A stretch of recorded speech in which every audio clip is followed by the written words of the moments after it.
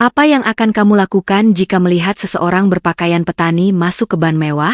Mungkin kamu akan memalingkan muka. Tapi itu adalah kesalahan terbesar yang dilakukan pegawai bank ini.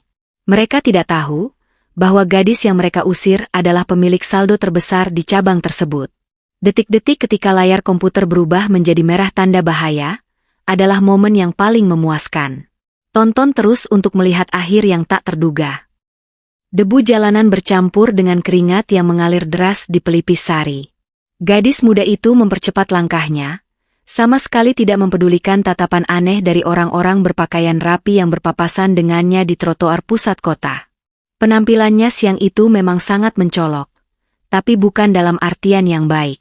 Ia hanya mengenakan kaos oblong yang warnanya sudah memudar karena terlalu sering dicuci, celana panjang gombrong yang ujung bawahnya penuh dengan percikan lumpur kering, serta sebuah caping anyaman bambu yang ia jepit erat di ketiak kirinya. Namun, yang paling menarik perhatian orang-orang adalah alas kakinya. Sepasang sandal jepit karet berwarna biru yang salah satu talinya sudah putus, dan hanya disambung seadanya dengan peniti. Setiap langkah cepat yang ia ambil menimbulkan bunyi berisik yang memecah keheningan area perkantoran elit tersebut. Bagi Sari, penampilan bukanlah prioritas saat ini. Di dalam kepalanya hanya ada satu tujuan yang sangat mendesak. Ban.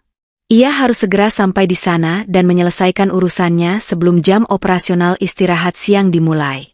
Di saku celananya yang kusam, terselip sebuah buku tabungan tua dan kartu identitas yang menjadi kunci nasib ratusan orang di desanya. Hari ini adalah hari Jumat, hari pembayaran upah mingguan bagi para buruh tani yang telah bekerja keras memanen padi di ladang milik keluarganya sejak subuh. Sari tidak ingin menunda hak mereka barang 1 jam pun. Baginya, keringat para petani adalah amanah berat yang harus dibayar lunas sebelum kering. Persis seperti ajaran mendiang ayahnya. Karena itulah, begitu truk pengangkut gabah terakhir berangkat ke gudang, Sari langsung memacu motor tuanya ke kota tanpa sempat mandi atau berganti pakaian terlebih dahulu. Aroma tanah basah dan jerami masih menguar kuat dari tubuhnya, sebuah aroma kejujuran alam yang sayangnya sering dianggap bau tidak sedap oleh masyarakat kota yang terbiasa dengan wangi parfum mahal. Sesampainya di pelataran gedung ban yang menjulang tinggi, langkah Sari sempat terhenti sejenak. Gedung itu terlihat begitu megah dengan dinding kaca yang berkilauan ditimpa cahaya matahari. Deretan mobil mewah mengkilap terparkir rapi di halaman depan, dijaga oleh tukang parkir berseragam yang tampak jauh lebih rapi daripada pakaian Sari saat ini. Ada rasa segan yang tiba-tiba menyelinap di hati kecilnya. Ia sadar betul siapa dirinya dan di mana ia berada. Ia hanyalah seorang gadis desa yang terbiasa bergulat dengan lumpur sawah, sementara tempat ini adalah istana uang yang dingin, steril, dan penuh aturan. Namun, bayangan wajah-wajah lelah para buruh tani yang tersenyum penuh harap menunggunya pulang membawa gaji, seketika mengusir rasa minder itu. Sari menarik napas panjang, mencoba menenangkan detak jantungnya yang memburu bukan karena lelah fisik, melainkan karena rasa cemas yang tak beralasan menghadapi lingkungan yang asing ini. Ia melangkah pasti menuju pintu kaca otomatis yang besar itu. Orang-orang di sekitarnya secara refleks menyingkir, memberikan jarak yang cukup lebar saat ia lewat. Bukan karena menghormatinya, melainkan karena rasa jijik yang tersirat jelas dari kerutan di hidung mereka. Seorang wanita muda dengan tas bermerek bahkan terang-terangan menutup hidung dengan tisu saat Sari melintas di dekatnya, seolah-olah Sari membawa wabah penyakit menular. Sari melihat semua itu, ia merasakan penghinaan halus itu menusuk tajam ke dalam harga dirinya. Namun ia memilih untuk menulikan telinga dan butakan mata. Ia tidak punya waktu untuk meladeni drama sosial semacam ini. Ia hanya perlu masuk, menemui teller, menarik uang tunai, dan segera pergi. Sesederhana itu rencananya di kepala. Namun, langkah Sari kembali terhenti tepat 3 meter sebelum ia menyentuh gagang pintu masuk. Udara dingin dari pendingin ruangan yang menyembur keluar setiap kali pintu terbuka, terasa sangat kontras dengan panasnya udara di luar. Di balik pintu kaca yang bening itu, ia bisa melihat kesibukan dunia perbankan yang hening dan teratur. Lantai marmer putih yang bersih tanpa noda seakan mengejek sandal jepitnya yang kotor dan berdebu. Sari mengeratkan pegangannya pada caping bambu di ketiaknya. Ia menegakkan punggung, berusaha terlihat layak dan percaya diri meski pakaiannya berkata lain.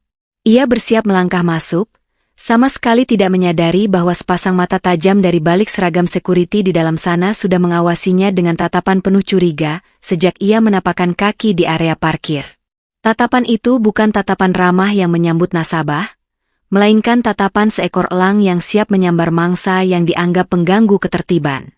Tanpa Sari duga, langkah kakinya yang penuh niat mulia itu sebentar lagi akan membentur tembok arogansi yang jauh lebih keras daripada beton gedung itu sendiri.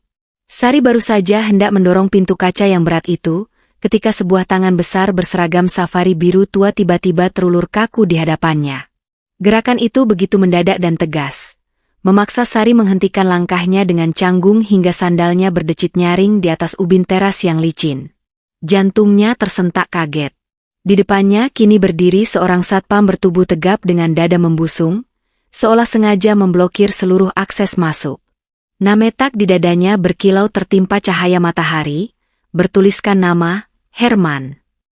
Wajah pria itu kaku, tanpa seulah senyum pun yang biasanya menjadi standar pelayanan ramah di tempat seperti ini. Matanya memindai Sari dari ujung caping bambu, hingga ke ujung kaki yang berdebu dengan tatapan menilai yang sangat tidak bersahabat. Sorot mata itu tajam, menusuk, dan penuh dengan asumsi negatif yang menyakitkan hati siapapun yang melihatnya. "Maaf, Mbak. Mau kemana?" Suara satpam itu terdengar berat dan dingin, lebih terdengar seperti sebuah interogasi polisi daripada sapaan selamat datang. Tangannya masih merentang kokoh, memblokir jalan seolah Sari adalah ancaman keamanan tingkat tinggi bagi bank tersebut.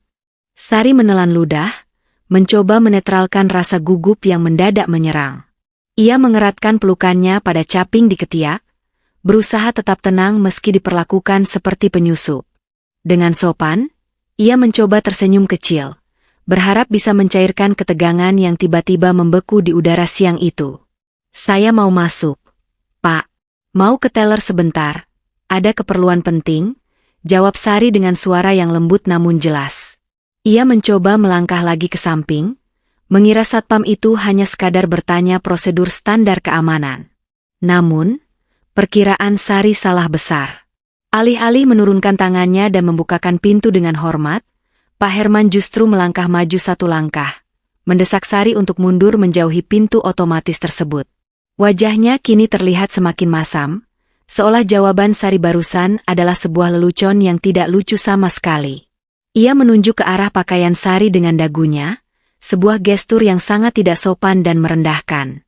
"Mbak, tolong dibaca itu tulisan di pintu." "Ini bank, bukan pasar impres," ujarnya ketus dengan nada yang sedikit ditinggikan, sengaja agar orang-orang di sekitar pintu masuk bisa mendengar tegurannya. "Kita punya aturan ketat di sini. Pengamen, peminta-minta, atau pedagang asongan dilarang masuk ke area lobi utama.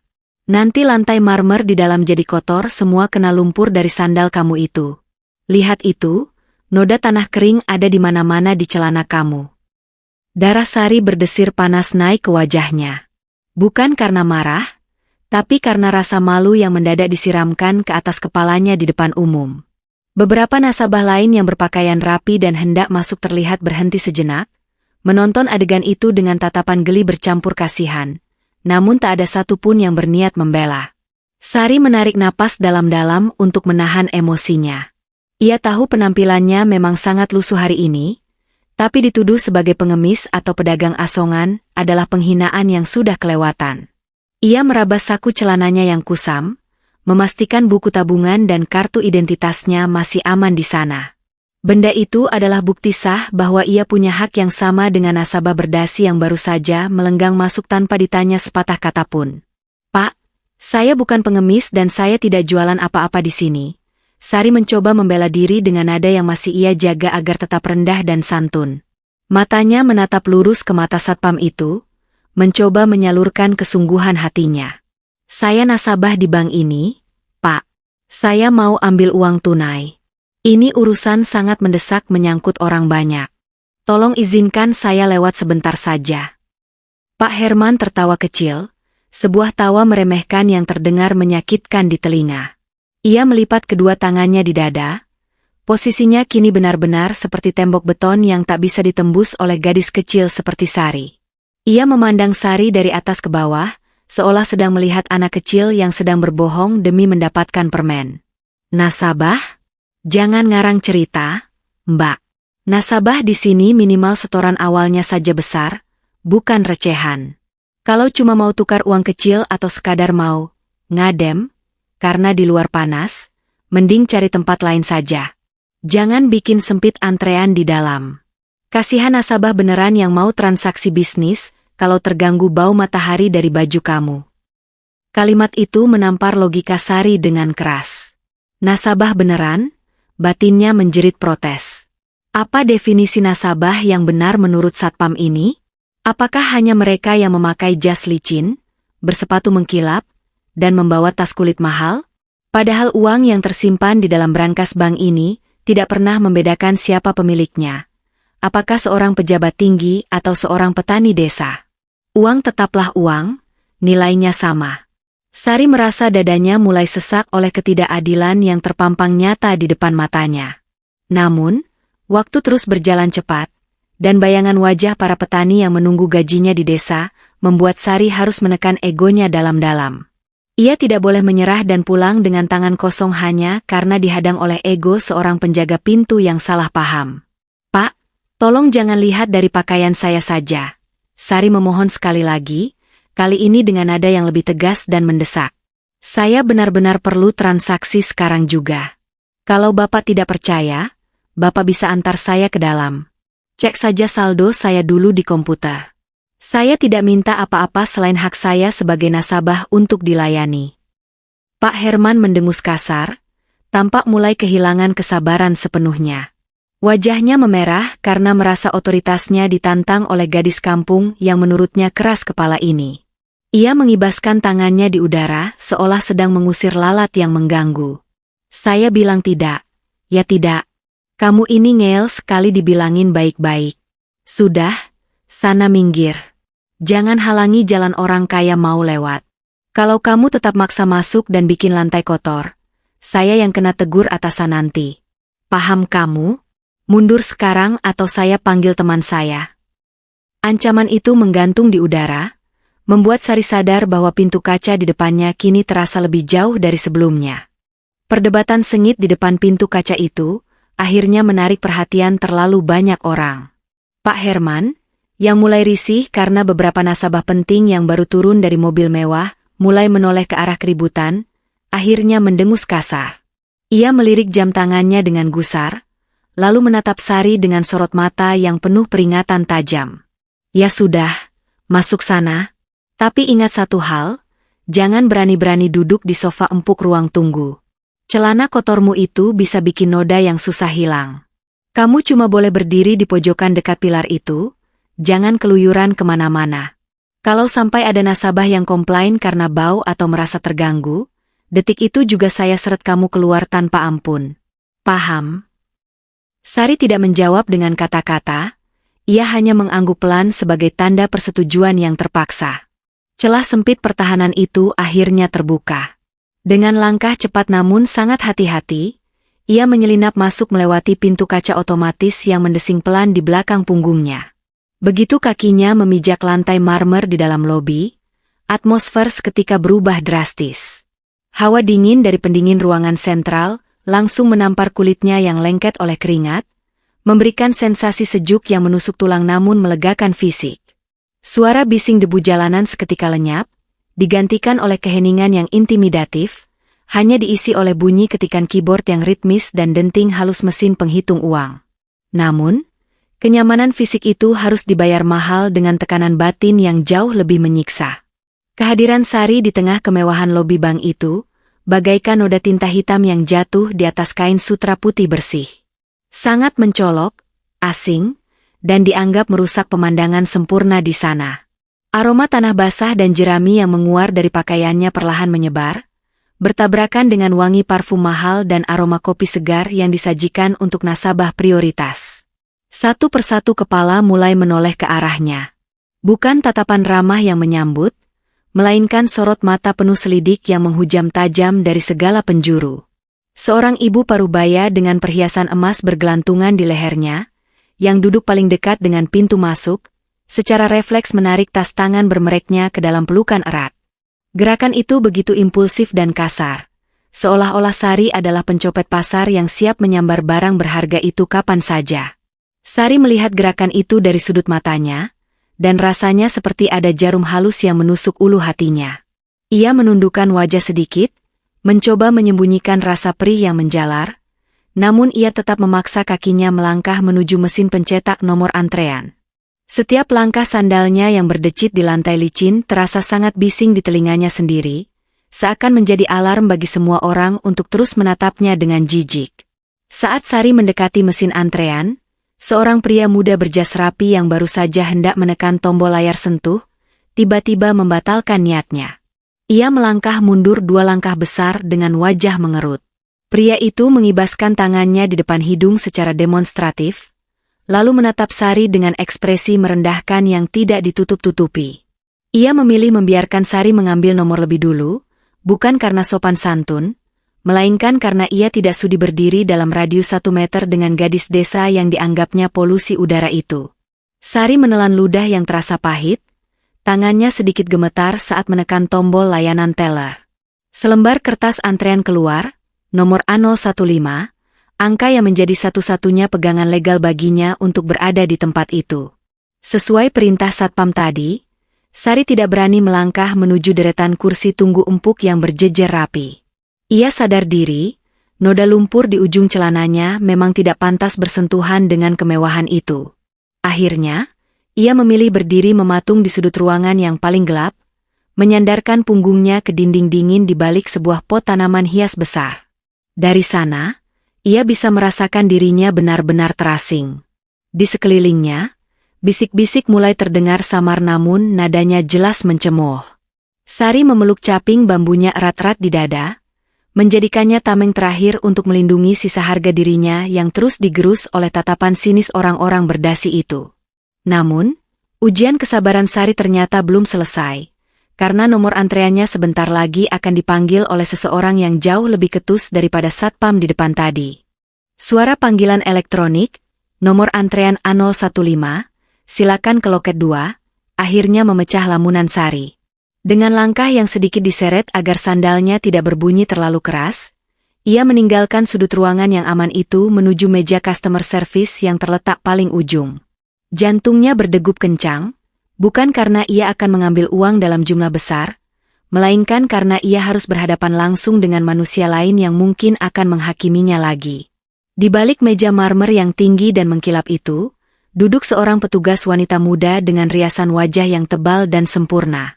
Seragam batiknya licin tanpa kerutan, dan rambutnya digelung rapi dengan jepit berkilau. Kontras yang teramat tajam dengan kondisi Sari yang lusuh, seolah bumi dan langit kini sedang berhadap-hadapan hanya terpisahkan oleh selembar meja kerja. Saat Sari tiba tepat di depan meja, petugas wanita itu masih sibuk menatap layar komputernya sambil mengetik sesuatu dengan kuku-kukunya yang panjang dan berwarna cerah. Ia bahkan tidak menoleh sedikit pun untuk menyambut kedatangan nasabah di depannya. Sari berdiri mematung, tangannya menggenggam erat ujung meja marmer yang dingin untuk menahan kegugupannya. Biasanya, di bank ini, setiap nasabah yang datang akan disambut dengan senyum lebar, salam hangat, dan dipersilakan duduk dengan ramah. Namun, detik-detik berlalu dalam keheningan yang menyiksa. Tidak ada senyum, tidak ada salam, dan yang paling menyakitkan, tidak ada tawaran untuk duduk.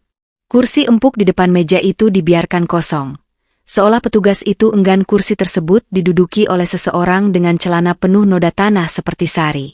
Akhirnya, petugas itu mengangkat wajahnya dengan malas. Begitu matanya menangkap sosok Sari, sisa-sisa ekspresi profesional di wajahnya lenyap seketika, digantikan oleh tatapan dingin yang menusuk.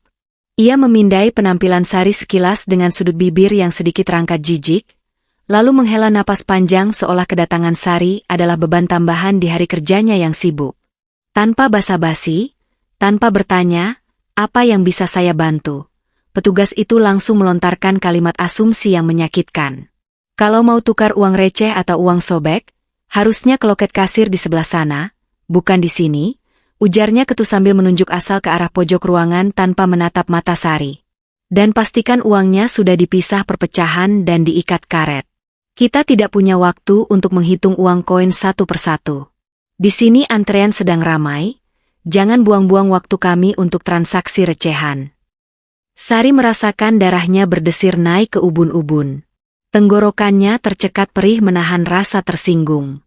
Belum sempat ia mengeluarkan satu patah kata pun, ia sudah dituduh hanya akan menukar uang receh. Stereotip itu begitu melekat kuat hanya karena pakaian yang ia kenakan. Sari menarik napas dalam, berusaha keras meredam emosi yang mulai membakar dadanya.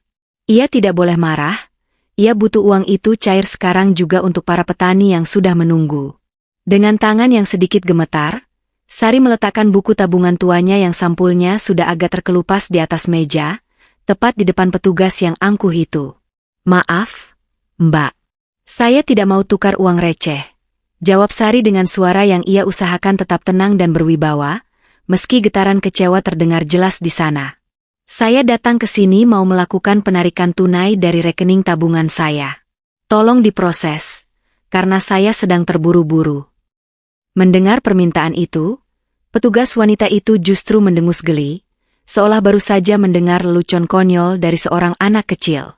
Ia melirik buku tabungan kusam di meja itu dengan enggan, bahkan tidak berniat menyentuhnya sama sekali. Jemarinya kembali mengetuk-ngetuk meja dengan tidak sabar. "Mbak, dengar ya, kalau cuma mau ambil uang 50.000 atau 100.000, silakan pakai mesin ATM di depan. Jangan manja, harus dilayani di meja.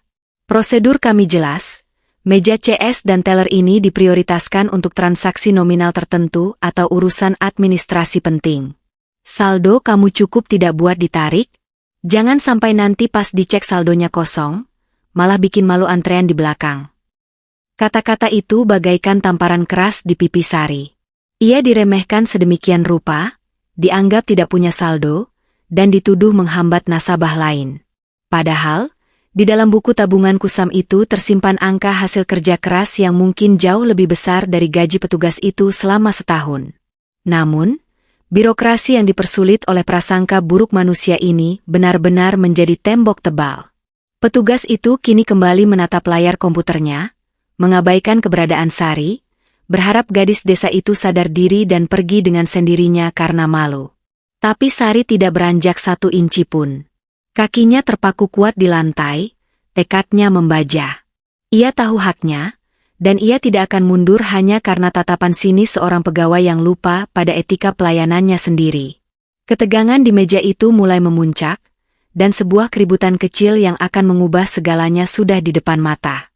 Suasana di meja CS yang sudah tegang itu seketika pecah oleh keributan baru.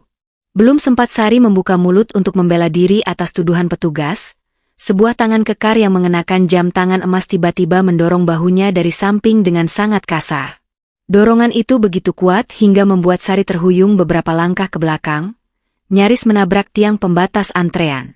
Di tempatnya berdiri tadi, kini telah menyerobot seorang pria parubaya berjas licin yang menatap Sari dengan pandangan jijik yang tidak ditutup-tutupi. Pria itu mengibaskan sapu tangan sutra di depan hidungnya secara berlebihan dan demonstratif. Seolah-olah keberadaan Sari telah mencemari udara steril di ruangan ber-AC itu dengan racun yang mematikan. Tanpa merasa bersalah sedikit pun karena telah melanggar antrean, pria itu langsung memukul meja marmer dengan telapak tangannya, membuat petugas CS terlonjak kaget di kursinya. "Heh, Mbak, ini gimana sih standar keamanan kalian? Bank sekelas ini kok membiarkan gembel masuk ke area pelayanan utama?" bentaknya dengan suara lantang yang menggema ke seluruh penjuru lobi ban yang hening. "Saya ini nasabah prioritas. Waktu saya itu uang. Kenapa saya harus berdiri menunggu di belakang orang kumuh yang baunya bikin mual ini? Usir dia sekarang juga, atau saya tarik semua deposito saya hari ini dan pindahkan ke bank sebelah." Ancaman itu bagaikan petir di siang bolong bagi petugas CS. Wajahnya yang tadi angkuh mendadak pucat pasi, karena ketakutan kehilangan nasabah kakap. Dengan panik, ia langsung menekan tombol panggil keamanan di bawah mejanya, lalu menatap Sari dengan mata melotot penuh kemarahan. "Kamu dengar itu? Keberadaan kamu sudah mengganggu kenyamanan nasabah terhormat kami. Cepat pergi dari sini sebelum saya panggil polisi." Serunya tajam, seolah Sari adalah kriminal yang tertangkap basah.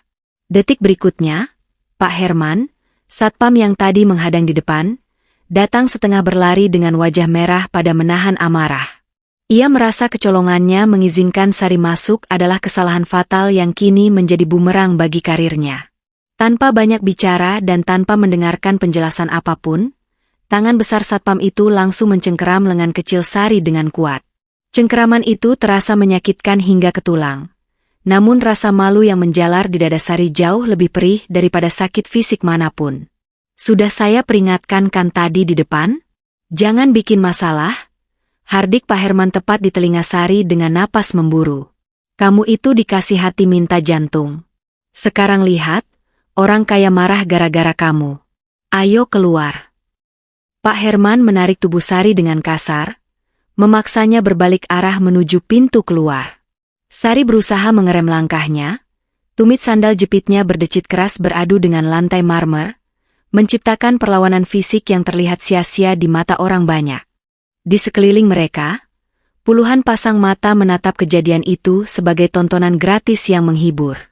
Ada yang menggelengkan kepala, ada yang berbisik sinis, dan tak sedikit yang tersenyum puas melihat pengganggu kotor itu akhirnya disingkirkan paksa. Tidak ada satupun yang bertanya apakah Sari baik-baik saja, atau apakah dia benar-benar bersalah. Di mata mereka, kemiskinan yang melekat pada pakaian Sari adalah dosa terbesar yang pantas dihukum dengan penghinaan. Sari merasa dikepung oleh tembok kesombongan yang begitu tinggi, membuatnya merasa kecil dan tak berdaya. Air mata tertahan di pelupuk matanya, bukan karena cengeng, tapi karena amarah yang tak bisa ia ledakan. Namun, tepat ketika satpam hendak menyeretnya melewati batas antrean, ingatan tentang wajah-wajah lelah para buruh tani di desa melintas cepat di benaknya. Jika ia menyerah sekarang dan diusir keluar seperti anjing liar, ratusan keluarga tidak akan bisa makan minggu ini. Kehormatan dirinya boleh diinjak-injak di lantai marmer ini sampai hancur. Tapi amanah orang banyak tidak boleh ia gagalkan hanya karena ego orang-orang kota ini. Dengan sisa tenaga yang ia miliki, Sari menghentakkan tangannya sekuat tenaga hingga terlepas dari cengkeraman satpam. Ia berbalik badan dengan cepat, kembali menghadap meja CS dan pria kaya yang sombong itu. Napasnya memburu, tapi tatapannya kini nyalang penuh keberanian. Sari merogoh saku celananya, mengeluarkan buku tabungan dan KTP-nya, lalu menggebraknya ke atas meja marmer dengan bunyi, plak, yang nyaring. Ia menantang mereka semua untuk melihat kebenaran yang tersembunyi, sebuah pertaruhan harga diri yang akan membungkam seisi ruangan dalam hitungan detik. Gebrakan buku tabungan tua di atas meja marmer itu bukanlah suara yang paling keras di ruangan lobi, namun efeknya bagaikan ledakan bom hampa udara yang seketika membungkam seluruh keriuhan ban. Hening. Benar-benar hening yang mencekam. Suara denting mesin penghitung uang di belakang teller seolah berhenti bernapas sejenak. Pria kaya berjas licin yang tadi berapi-api menghina, kini ternganga kaget. Langkah mundurnya tertahan oleh aura keberanian tak terduga yang memancar dari gadis kecil di hadapannya. Satpam Herman yang sudah siap menerjang kembali untuk menyeret Sari, mendadak mematung di tempat. Kakinya terasa berat seolah dipaku ke lantai saat melihat sorot mata tajam gadis itu. Itu bukan lagi tatapan seorang gadis desa yang ketakutan, melainkan tatapan seorang pejuang yang sedang mempertahankan benteng terakhir harga dirinya di tengah kepungan musuh. Sari tidak berteriak histeris. Ia tidak memaki balik orang-orang yang telah meludahinya dengan kata-kata kasar. Justru, ketenangan luar biasa yang ia tunjukkanlah yang membuat bulu kuduk orang-orang di sekitarnya meremang. Dengan gerakan perlahan dan penuh wibawa yang anehnya terlihat sangat anggun meski berbalut pakaian lusuh, Sari merapikan kerah kaosnya yang sempat tertarik berantakan. Ia menyeka keringat di dahinya dengan punggung tangan, lalu menatap lurus tepat ke manik mata petugas CS yang masih mematung dengan wajah pucat bercampur marah. Di momen krusial itu, Sari menyadari satu hal penting. Kemarahan emosional tidak akan memenangkan pertarungan ini, hanya ketegasan fakta yang bisa meruntuhkan tembok arogansi mereka. Saya tidak butuh teh manis, saya tidak butuh dipersilakan duduk di sofa empuk, dan saya sama sekali tidak butuh senyum palsu kalian. Suara Sari terdengar rendah namun setiap suku katanya memiliki penekanan yang kuat, mengalir jernih ke telinga setiap orang yang menonton drama itu. Yang saya butuhkan saat ini hanya profesionalisme Mbak sebagai petugas bank, tidak lebih. Saya tantang Mbak sekarang. Ambil buku ini, Input nomor rekening atau NIK saya ke komputer canggih itu. Cek saldonya. Lakukan 1 kali saja. Hanya butuh waktu 10 detik. Jauh lebih singkat daripada waktu yang kalian habiskan untuk menghina fisik saya dari tadi. Tantangan itu menggantung di udara, berat dan penuh risiko. Petugas CS itu mendengus kasar. Matanya melirik jijik pada buku tabungan kusam yang tergeletak pasrah di meja. Ia merasa harga dirinya jatuh jika harus menuruti perintah seorang gadis gembel yang dianggapnya tidak waras. Kamu pikir saya pembantumu? Saya bilang pergi, ya pergi. Sistem kami sibuk dan tidak menerima orang iseng yang cuma mau cari sensasi. Tolaknya ketus, mencoba mempertahankan dominasi rapuhnya di depan nasabah lain.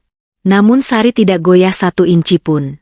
Ia memajukan wajahnya sedikit, mendekat ke arah kaca pembatas meja, mempersempit jarak konfrontasi hingga petugas itu bisa melihat api tekad di matanya.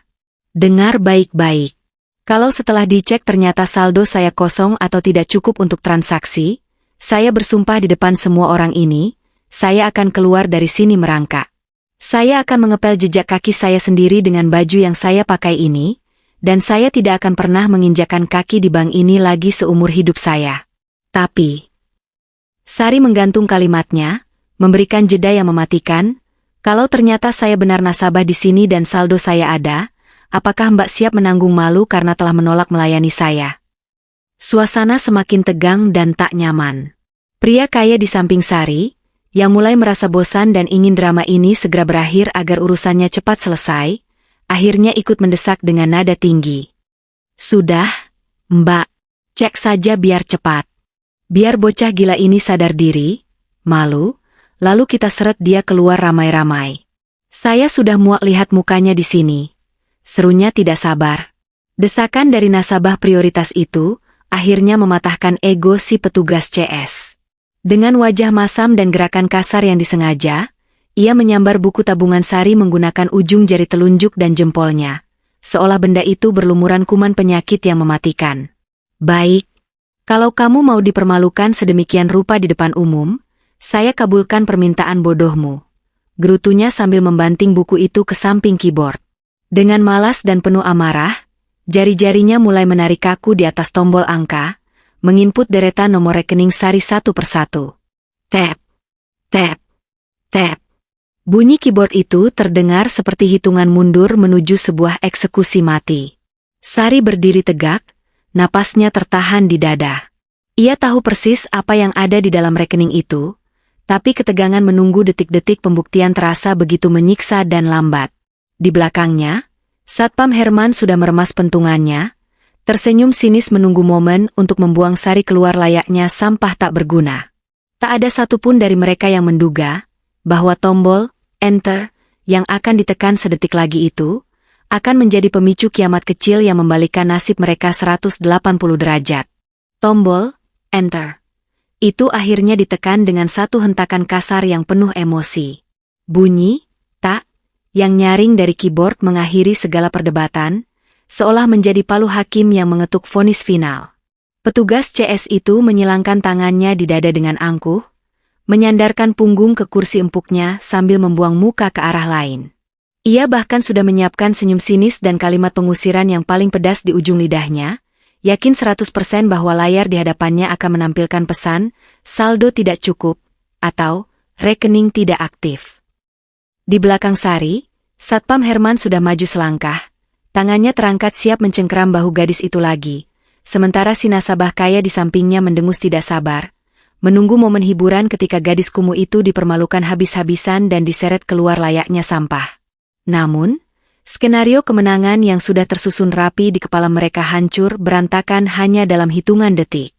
Hening. Tidak ada suara tawa ejekan dari mulut petugas CS. Yang terdengar justru bunyi, bip, panjang dan nyaring dari speaker komputer. Sebuah nada notifikasi khusus yang sangat jarang terdengar di lobi ban itu, kecuali untuk urusan yang sangat spesifik dan genting. Petugas CS yang tadinya membuang muka dengan sombong, dengan malas melirik kembali ke arah monitor. Detik itu juga, matanya yang berlapis maskara tebal membelalak lebar hingga nyaris keluar dari kelopaknya. Tubuhnya yang bersandar santai mendadak tegak kaku seolah tersengat aliran listrik tegangan tinggi. Wajahnya yang tadi merah padam karena marah, dalam sekejap mata berubah menjadi pucat pasi, seputih kertas HVS di atas mejanya. Darah seakan tersedot habis dari wajahnya, meninggalkan ekspresi horor murni yang tak bisa disembunyikan. Di layar monitor itu, tidak ada pesan penolakan ataupun saldo recehan. Justru sebaliknya, seluruh layar berkedip-kedip dengan bingkai warna merah menyala, memblokir semua menu lain. Sebuah kotak dialog peringatan besar muncul tepat di tengah layar bertuliskan huruf kapital tebal, peringatan sistem, nasabah prioritas utama, VVIP, saldo di atas batas standar, hubungi kepala cabang segera. Di bawah peringatan mencolok itu, tertera deretan angka saldo yang begitu panjang hingga petugas itu harus menyipitkan mata, memastikan penglihatannya tidak sedang berhalusinasi. Nolnya berderet rapi seperti gerbong kereta api yang tak berujung. Bukan jutaan, bukan ratusan juta. Angka yang tertera di sana mencapai miliaran rupiah, sebuah jumlah likuiditas fantastis yang bahkan jarang dimiliki oleh nasabah berdasi yang sering ia layani dengan senyum manis selama ini. Jantung petugas itu seakan berhenti berdetak selama beberapa detik, lalu memacu kembali dengan ritme yang tidak beraturan. Ia menelan ludah, namun tenggorokannya terasa kering kerontang seperti gurun pasir. Tangannya yang tadi mengetik dengan kasar kini gemetar hebat di atas meja, seolah ia baru saja menyentuh bara api. Pikirannya berputar kacau balau, mencoba mencerna realita yang sangat tidak masuk akal ini. Bagaimana mungkin? Bagaimana mungkin gadis di depannya ini, yang memakai kaos lusuh seharga 20.000 dan sandal jepit putus yang disambung peniti, memiliki akses ke rekening tabungan, Platinum Class, yang menjadi sumber dana utama bagi perputaran uang di cabang ini? Petugas itu melirik KTP kusam di meja, lalu melirik wajah Sari yang tenang, lalu kembali ke layar. Data itu cocok 100%. Tidak ada kesalahan sistem. Gadis petani yang ia hina, yang ia tuduh pengemis, dan yang ia biarkan berdiri tanpa kursi, ternyata adalah paus besar yang selama ini dicari-cari oleh setiap bankir. Mbak, kok diam saja? Suara berat Satpam Herman memecah kebisuan petugas itu, nadanya penuh ketidaksabaran. Kosongkan saldonya? Ayo biar saya seret dia keluar sekarang, bikin sempit ruangan saja. Herman sudah tidak sabar, tangannya sudah terulur hampir menyentuh kerah baju Sari yang lusuh. Si nasabah kaya di samping antrean juga ikut menimpali dengan tawa mengejek yang menyakitkan telinga. Hahaha, pasti dia syok lihat saldonya cuma sisa 5.000 perak buat beli bakso. Sudah mbak, jangan buang waktu kami. Namun, petugas CS itu tidak merespons dukungan mereka sama sekali. Ia justru mengangkat tangannya yang gemetar hebat ke arah Herman, memberi isyarat panik untuk berhenti, tanpa mampu mengeluarkan suara. Bibirnya bergerak-gerak gagu tanpa bunyi, seolah kehilangan kemampuan bicara. Keringat dingin sebesar biji jagung mulai bermunculan di dahinya, merusak riasan tebal yang ia banggakan. Ia menatap Sari dengan pandangan baru, bukan lagi pandangan meremehkan, melainkan pandangan ketakutan yang amat sangat. Rasa mual menjalar di perutnya saat membayangkan bencana apa yang akan terjadi jika nasabah prioritas ini tersinggung. Di tengah kepanikan itu, Sari hanya menaikkan satu alisnya sedikit, menatap petugas itu dengan sorot mata yang dingin dan menusuk, menunggu sebuah pengakuan yang kini tersangkut di tenggorokan sang petugas. Jangan sentuh dia. Teriakan itu melengking tinggi, pecah dari tenggorokan petugas CS dengan nada histeris yang nyaris tak terkontrol. Suaranya bergema memantul di dinding-dinding kaca, membuat Satpam Herman yang tangannya tinggal 1 inci lagi mencengkeram bahu Sari, tersentak kaget bukan main. Ia mengerem gerakannya secara mendadak, tubuh tegapnya terhuyung ke depan karena kehilangan keseimbangan, persis seperti mobil yang dipaksa berhenti saat melaju kencang.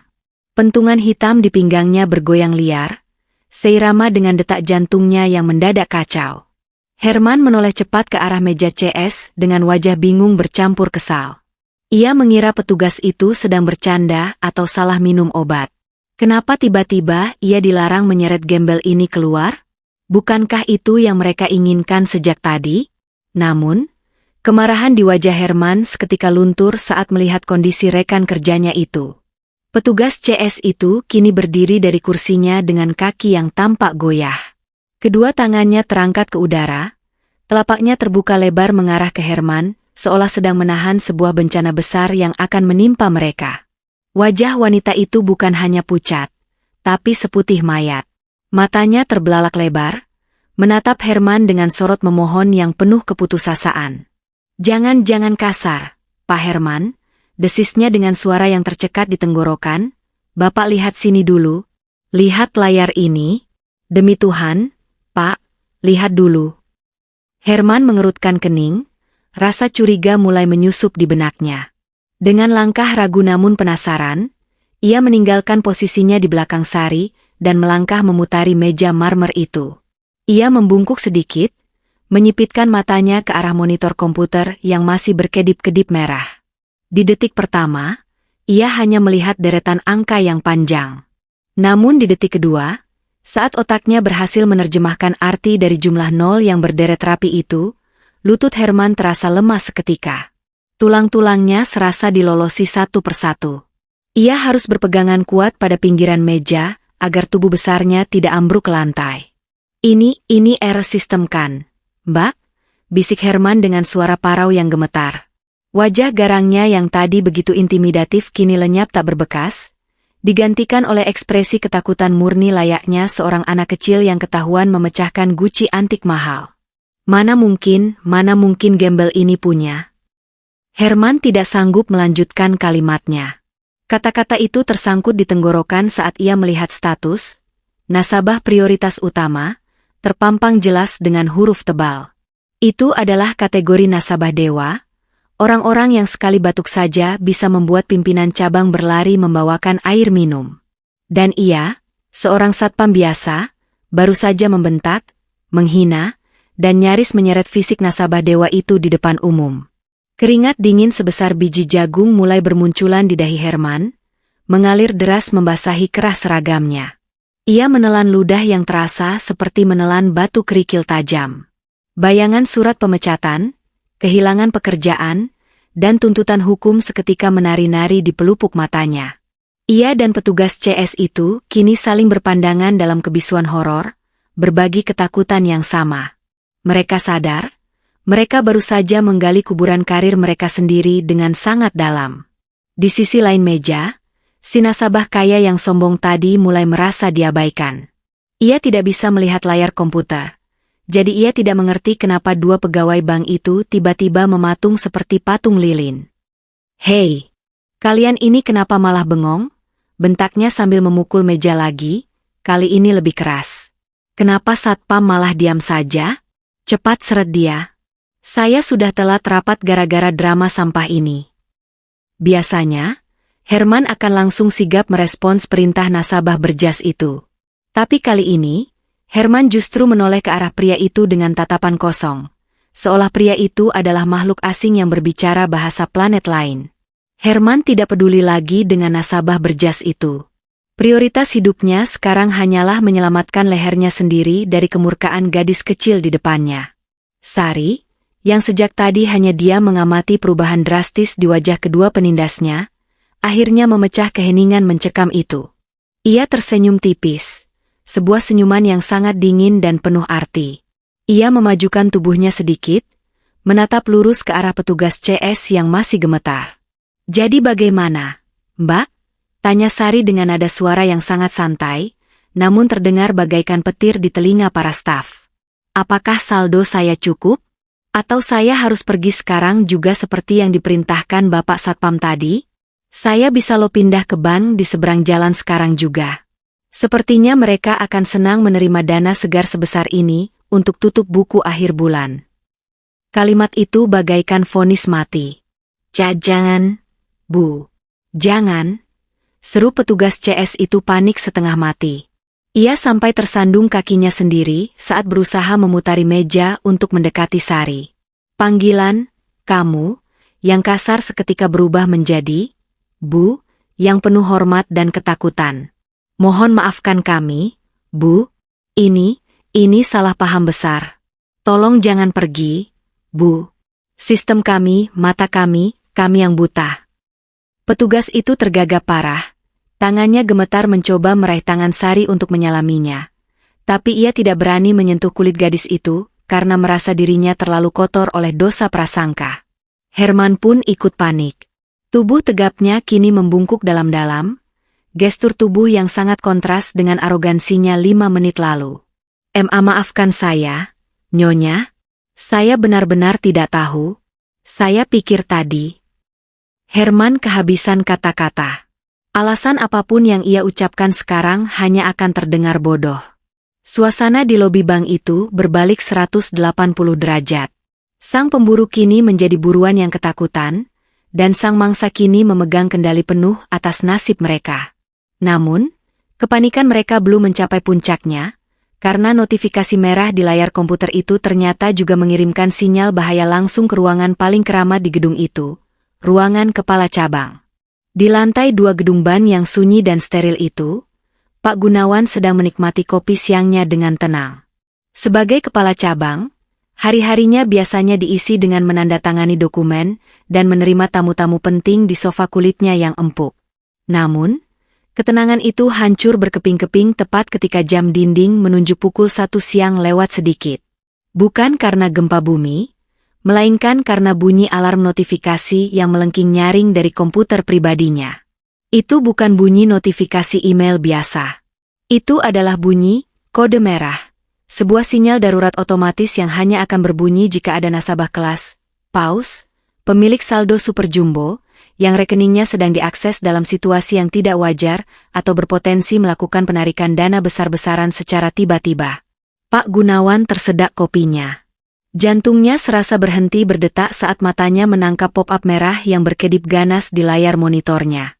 Tulisan di sana membuatnya nyaris pingsan. Peringatan, nasabah VVIP, Sari, sektor agro, aktivitas di MED CS04, potensi penutupan rekening. Gelas kopi di tangannya terbanting ke meja, menumpahkan cairan hitam di atas dokumen rapi, tapi ia tidak peduli. Otaknya hanya memproses satu hal. Jika nasabah ini menarik dananya hari ini, likuiditas cabang akan runtuh, dan karirnya selama 20 tahun akan tamat riwayatnya besok pagi di tangan direksi pusat. Tanpa pikir panjang, Pak Gunawan melompat dari kursi kebesarannya. Ia berlari keluar ruangan secepat kilat, melupakan jasnya yang tersampir di kursi, bahkan dasinya pun miring ke samping saking tergesa-gesanya. Minggir! Minggir semua! Teriak Pak Gunawan saat ia menuruni tangga menuju lobi utama, mengabaikan lift yang terasa terlalu lambat. Keringat dingin bercucuran di pelipisnya. Staf administrasi di lantai 2 menatap bos mereka dengan bingung. Belum pernah seumur hidup mereka melihat Pak Gunawan, pria yang selalu menjaga wibawa dan kerapian, berlari panik seperti orang yang sedang dikejar setan. Bunyi sepatu pantofelnya yang menghantam anak tangga terdengar gaduh, menggema hingga ke lobi bawah. Pikirannya kalut. Ia harus mencegah bencana ini. Ia harus tahu siapa staf bodoh yang telah memicu notifikasi keramat itu menyala. Sesampainya di lobi, pemandangan yang menyambutnya adalah ketegangan yang mencekam. Pak Gunawan menerobos kerumunan nasabah yang sedang berbisik-bisik, napasnya memburu kencang, dadanya naik turun menahan lelah dan panik. Si nasabah kaya berjas licin yang masih berdiri di dekat meja CS, melihat kedatangan Pak Gunawan dengan wajah sumringah. Ia mengira sang kepala cabang turun tangan untuk membela kepentingannya. Dengan percaya diri, pria itu melambaikan tangan. Nah, akhirnya Pak Gunawan turun juga. Pak, tolong didik anak buah Bapak dan Satpam ini. Masa mereka membiarkan gembel lusuh ini menghina saya dan bikin lama antrean? Usir dia, Pak. Biar lobi ini bersih lagi. Serunya penuh semangat, jari telunjuknya menuding wajah Sari dengan angkuh. Namun, harapan pria kaya itu hancur lebur dalam sekejap. Pak Gunawan sama sekali tidak menoleh padanya. Ia bahkan tidak sadar ada pria berjas itu di sana. Mata sang kepala cabang terkunci rapat pada layar monitor CS yang masih merah menyala. Wajahnya yang tadi merah karena berlari, seketika berubah menjadi pucat pasi saat melihat nominal saldo dan nama yang tertera di sana. Ya Tuhan! Desisnya lemas. Ia mengenali nama itu. Itu adalah nama legenda di database ban mereka, seorang juragan muda penguasa pasar ekspor hasil bumi yang selama ini hanya mereka kenal lewat transferan dana masuk yang fantastis, namun sangat jarang menampakkan diri. Dan kini, sosok legenda itu sedang berdiri di depannya, diperlakukan seperti sampah. Pak Gunawan menoleh perlahan ke arah staf-stafnya. Ia melihat petugas CS yang gemetar ketakutan dan Satpam Herman yang membungkuk pucat. Tatapan Pak Gunawan kepada mereka berdua adalah tatapan mematikan yang penuh dengan kekecewaan mendalam. Ia tidak perlu bertanya apa yang terjadi. Bahasa tubuh stafnya dan penampilan Sari sudah menceritakan segalanya. Mereka telah melakukan dosa fatal dalam dunia perbankan, menghina pemilik uang karena kemasan luarnya. Tanpa membuang waktu sedetik pun untuk memarahi stafnya, itu bisa dilakukan nanti. Pak Gunawan langsung melangkah mendekati Sari. Tubuhnya yang gemuk bergetar, bukan karena lari, tapi karena rasa hormat dan takut yang bercampur aduk. Ia mengabaikan tangan nasabah kaya yang terulur ingin bersalaman dengannya, dan justru menabrak bahu pria sombong itu hingga terhuyung ke samping. Fokus Pak Gunawan hanya satu, gadis berkaos lusuh di depannya. "Selamat siang." "Selamat siang, Ibu Sari," sapa Pak Gunawan dengan suara yang terbata-bata, napasnya masih terengah. Ia membungkukkan badannya dalam-dalam, sebuah gestur penghormatan yang biasanya hanya ia lakukan di depan direktur utama atau pejabat tinggi negara. "Saya Gunawan, kepala cabang di sini. Saya mohon maaf yang sebesar-besarnya atas ketidaknyamanan ini. Ini adalah kesalahan fatal dari tim kami yang tidak mengenali kedatangan tamu sehormat Ibu." Lobi bank itu mendadak sunyi senyap, lebih sunyi daripada kuburan. Pria kaya yang tadi sombong itu melongo, mulutnya terbuka lebar tak percaya melihat pimpinan ban membungkuk di depan gadis bersandal jepit. Satpam Herman merasa dunianya runtuh. Kakinya tak kuat lagi menopang tubuh. Sari menatap Pak Gunawan dengan tenang, tidak ada raut bangga atau sombong di wajahnya, hanya keteduhan yang mengintimidasi.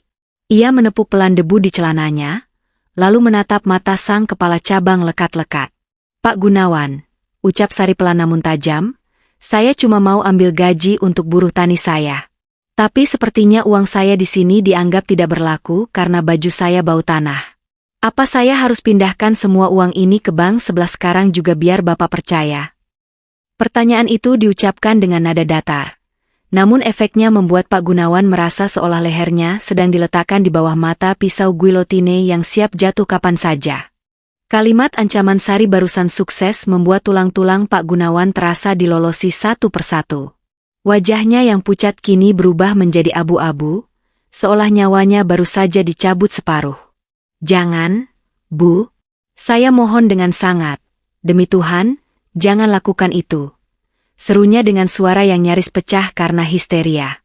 Ia tidak peduli lagi dengan citranya sebagai pimpinan yang berwibawa. Di hadapan ratusan pasang mata yang menonton, Pak Gunawan merapatkan kedua telapak tangannya di depan dada, memohon layaknya seorang pengemis yang meminta belas kasihan. Situasi benar-benar berbalik 180 derajat.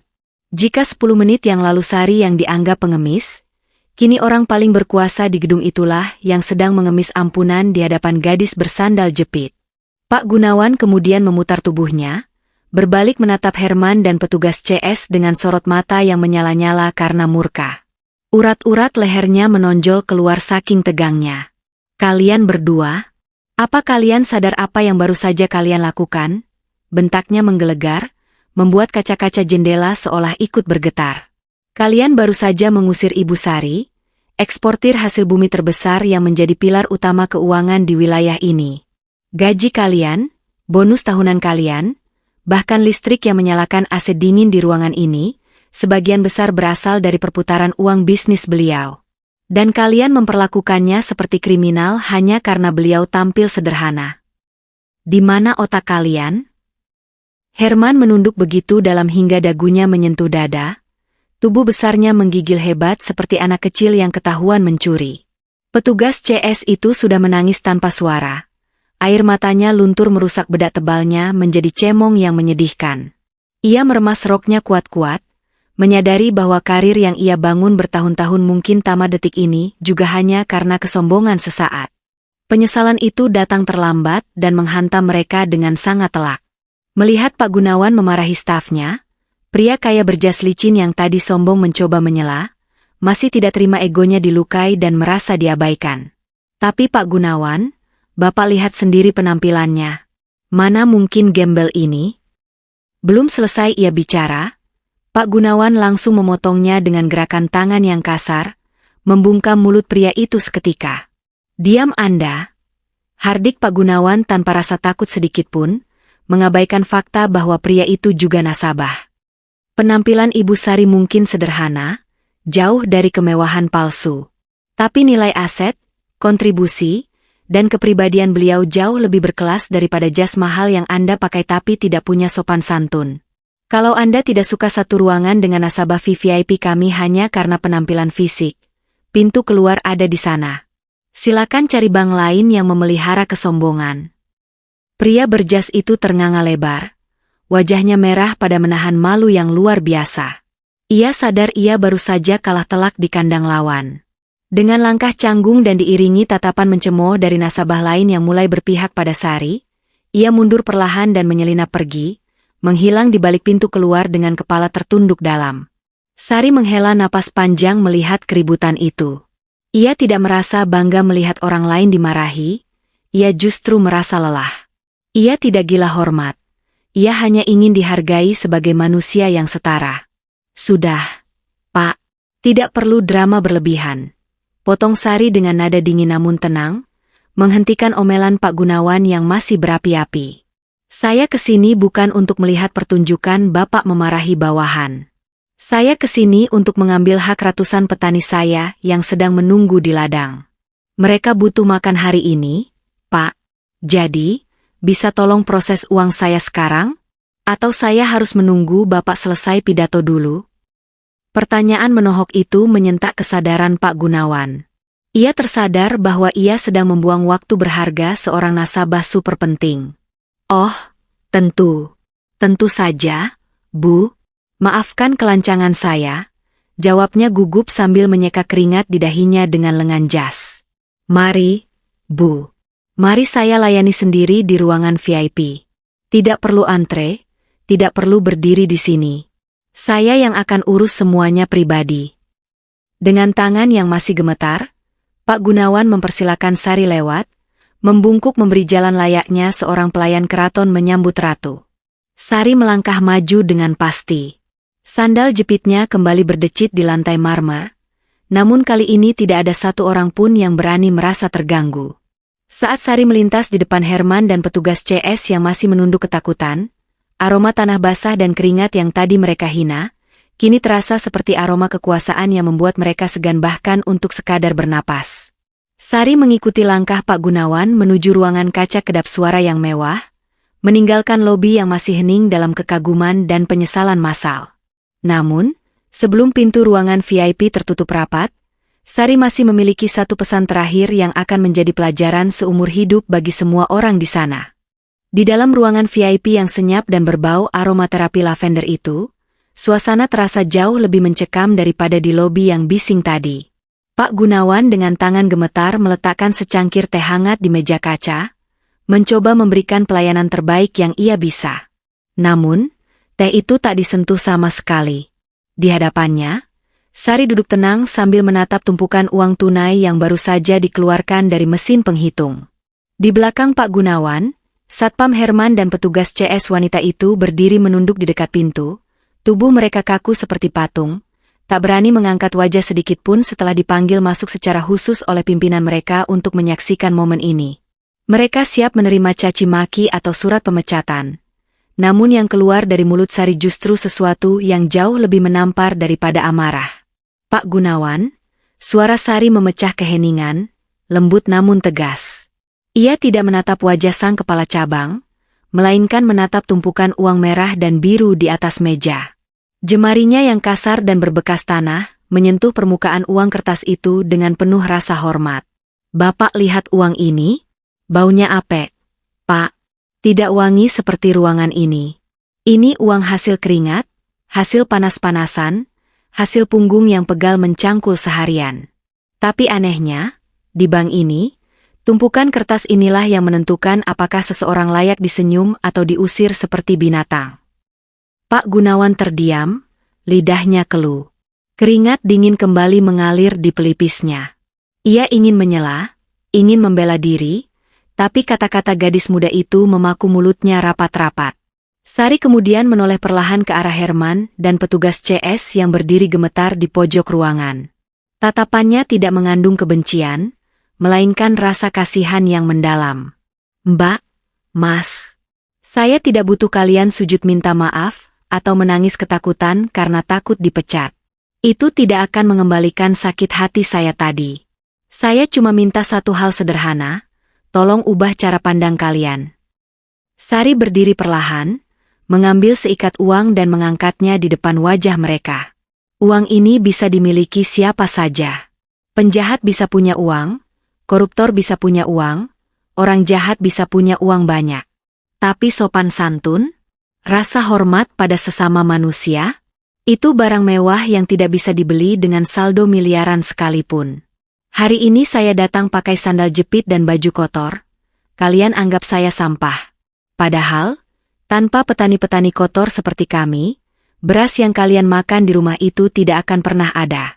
Kalian bisa bekerja nyaman di ruangan ber-AC ini karena ada orang-orang, bau matahari, yang bekerja keras di luar sana menyediakan pangan untuk kalian.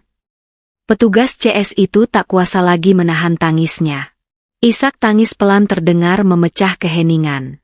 Ia menutup wajahnya dengan kedua tangan, rasa malu yang luar biasa menghantam dadanya.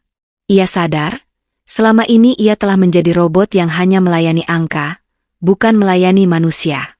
Herman pun demikian, wajah garangnya yang biasa ia banggakan kini basah oleh air mata penyesalan. Kata-kata Sari menusuk tepat ke jantung kesombongan mereka, meruntuhkan tembok ego yang selama ini mereka bangun.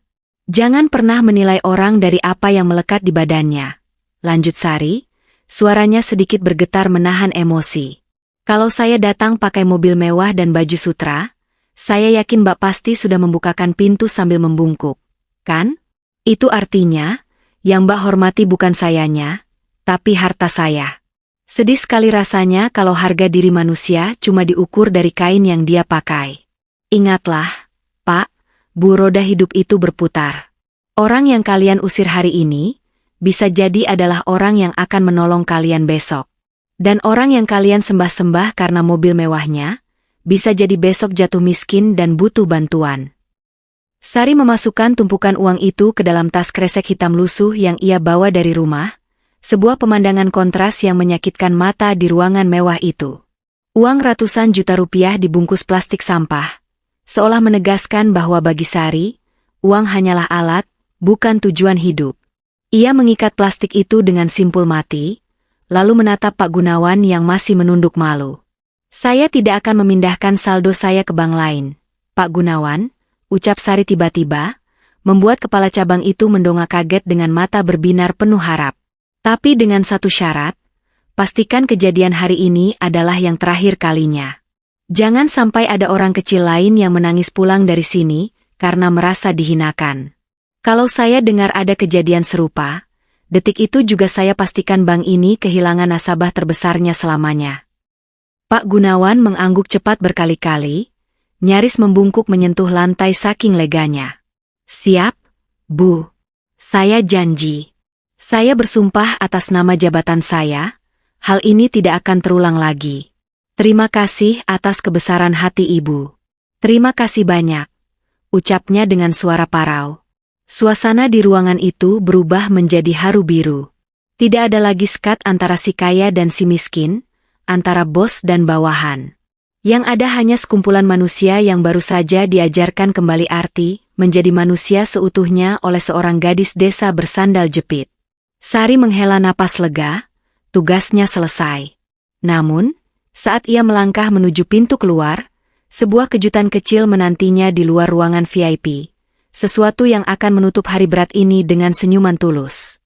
Pintu kaca ruangan VIP terbuka perlahan, menampilkan kembali sosok Sari ke hadapan publik lobi ban yang kini sunyi senyap. Suasana di luar ruangan itu telah berubah total. Jika 1 jam yang lalu udara terasa padat oleh tatapan sinis dan bisik-bisik mencemooh, kini yang tersisa hanyalah keheningan penuh rasa hormat yang bercampur dengan kekaguman canggung. Sari melangkah keluar dengan santai, Tangan kanannya menenteng tas kresek hitam lusuh yang berisi tumpukan uang tunai ratusan juta rupiah. Tas plastik itu berayun-ayun ringan seirama langkah kakinya, terlihat sangat kontras dan absurd di tengah interior ban yang serba emas dan marmer. Namun, tidak ada satupun orang yang berani menertawakan pemandangan itu lagi. Nasabah-nasabah perlente yang tadi memandang jijik, kini pura-pura sibuk membaca brosur atau menunduk menatap ponsel, tak sanggup beradu pandang dengan gadis desa yang baru saja meruntuhkan kesombongan satu gedung itu. Di belakang Sari, Pak Gunawan berjalan tergesa-gesa mengikuti langkahnya layaknya seorang ajudan setia yang takut kehilangan majikannya. Wajah kepala cabang itu tampak sangat khawatir saat melihat Sari berjalan begitu saja menuju pintu keluar tanpa pengawalan. "Bu Sari, tunggu sebentar," panggilnya setengah berlari, napasnya memburu. "Tolong jangan pulang sendiri, Bu.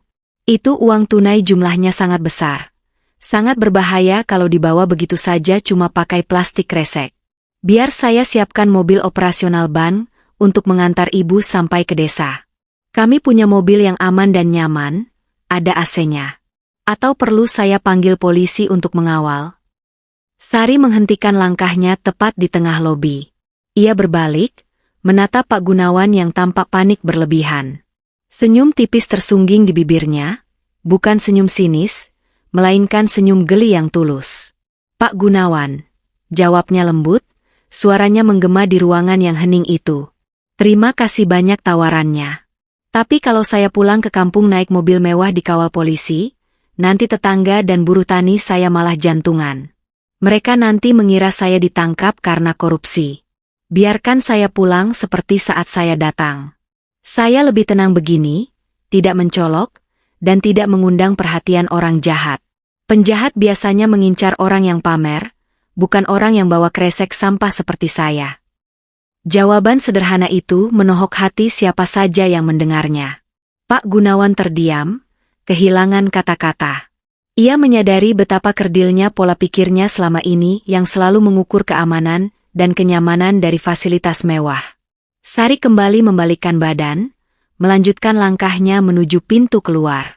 Saat ia mendekati pintu kaca otomatis, Satpam Herman, yang tadi menyeretnya, sudah berdiri tegap di sana. Namun kali ini, tidak ada tangan yang merentang menghalangi jalan. Herman buru-buru menekan tombol manual agar pintu terbuka lebih lebar, lalu membungkukkan badannya dalam-dalam, sebuah gestur penghormatan yang sangat tulus. Wajah garangnya sudah hilang, digantikan oleh ekspresi penyesalan dan rasa segan yang mendalam. "Silakan, Bu. Hati-hati di jalan," ucapnya dengan suara parau. Ia tidak berani menatap mata Sari, masih merasa sangat bersalah atas perilakunya tadi. Sari berhenti sejenak tepat di depan Herman. Ia tidak marah, ia justru menepuk pelan bahu satpam bertubuh besar itu. "Terima kasih, Pak Herman," katanya ramah. "Lain kali, kalau ada nenek-nenek atau orang susah yang mau masuk cuma buat ngadem sebentar, tolong dikasih senyum ya, Pak. Jangan diusir. Siapa tahu doa tulus dari mereka yang bikin rezeki Bapak lancar, bukan dari tip nasabah kaya." Herman mengangkat wajahnya, matanya berkaca-kaca. Ia mengangguk mantap, menelan ludah menahan haru. "Siap, Bu. Saya janji. Terima kasih sudah mengingatkan saya." Sari melangkah keluar, menerobos kembali udara panas siang hari yang menyengat. Di parkiran motor yang padat, di antara deretan mobil-mobil mengkilap milik nasabah lain, terselip motor bebek tua miliknya yang penuh debu dan lumpur kering.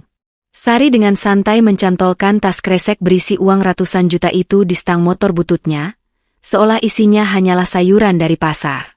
Ia mengenakan helm batoknya yang warnanya sudah pudar, lalu menendang starter engkol motornya. Berererememem. Pret. Suara knalpot motor tuanya batuk-batuk, mengeluarkan asap putih tipis yang mengepul, kontras dengan kesunyian area parkir elit itu. Dari balik dinding kaca lobi, Pak Gunawan, Herman, petugas CS, dan puluhan nasabah lain berdiri berjejer menonton pemandangan itu. Mereka melihat sang miliarder sandal jepit itu memutar motornya dengan lincah, lalu melaju pelan meninggalkan pelataran bank, menyatu kembali dengan hiruk-pikuk jalanan kota yang semrawut. Tidak ada iring-iringan, tidak ada kemewahan. Punggung Sari perlahan menjauh dan menghilang di tikungan jalan, membawa serta pelajaran hidup yang sangat mahal harganya bagi mereka yang tertinggal di gedung megah itu. Dia benar-benar orang kaya yang sesungguhnya, gumam Pak Gunawan pelan, nyaris tak terdengar, sambil menatap jalanan kosong yang ditinggalkan Sari. Dia tidak butuh pengakuan kita untuk merasa berharga. Justru kitalah yang miskin hati. Staf di sekitarnya mengangguk pelan, meresapi kalimat itu. Hari itu, di bawah terik matahari yang sama, mereka belajar bahwa kekayaan bukan tentang seberapa tebal dompetmu, tapi seberapa rendah hatimu saat berdiri di atas, dan seberapa kuat mentalmu saat dipandang rendah. Dan Sari, gadis petani bersandal jepit itu, telah memenangkan keduanya tanpa perlu mengucapkan banyak kata. Cerita hari ini berakhir bukan dengan tepuk tangan meriah, melainkan dengan perubahan hati yang sunyi namun abadi di dalam dada setiap orang yang menyaksikannya.